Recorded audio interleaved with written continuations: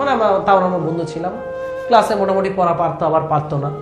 So সে HSC এক্সামে আমাদের ক্লাসের 65 জনের মধ্যে আমরা সেবার 60 জন মানে 60 জন A+ পাই।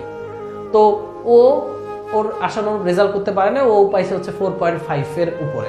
ও ভাবছিল অন্তত তো ভাই জিপিএ 5 এর ধারে কাছে যেতে পারবে, কারণ এত মানুষ জিপিএ 5 পেয়েছে, ও তো পাবে নাকি, এসএসসিতে জিপিএ 5 ছিল। তো জিপিএ 5 তো পাই নাই, 4.9ও পাই না, সে পাইছে 4.5+। তাকে তারপরে সে কান্নাকাটি শুরু করছে যে বাসায় গেলে তাকে বকবে। তো আমরা তার বাসায় নিয়ে গেলাম।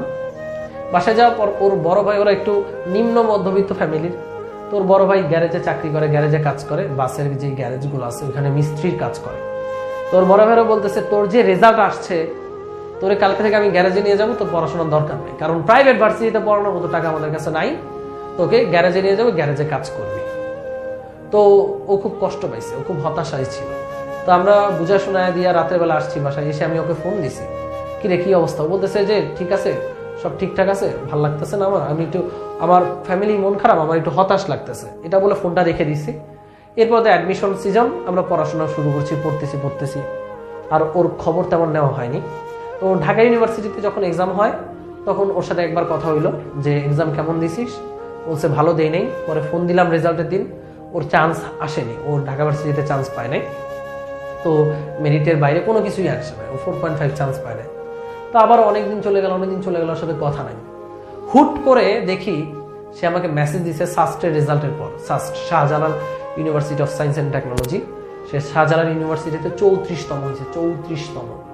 Can you imagine that?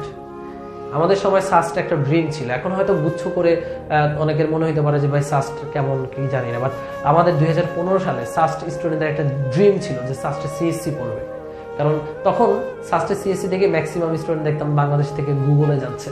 তো সাস্ট একটা আসলে ড্রিম ছিল, ওইখানে সে 34তম হয়েছে, 34তম। তারপর সে সিএসসি নিয়ে পড়ে এখন সে ইন্ডিয়ান একটা টেক কোম্পানিতে আছে।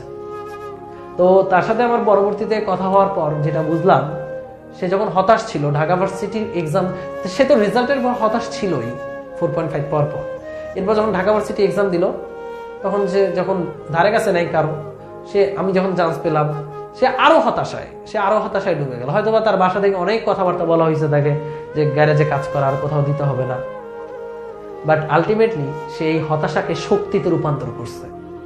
সে এটা বিশ্বাস করছে যে না আমি পারবো। ঢাকা ভার্সিটি পরীক্ষা দেওয়া পর্যন্ত সে বিশ্বাস করে না যে সে পারবে। সে চায় নাই যে সে অতটা ইচ্ছা করে নাই যে না আমাকে পারতেই হবে। যখন সে আসলে চরম হতাশায় ডুবে গেছে, তখন তার মধ্যে অনুভূতিটা আসছে যে না, by hook or by crook আমি পারবো। আমি ভাবতেছি হয়তো বা সে এটাই ইমাজিন করছে যে না আমি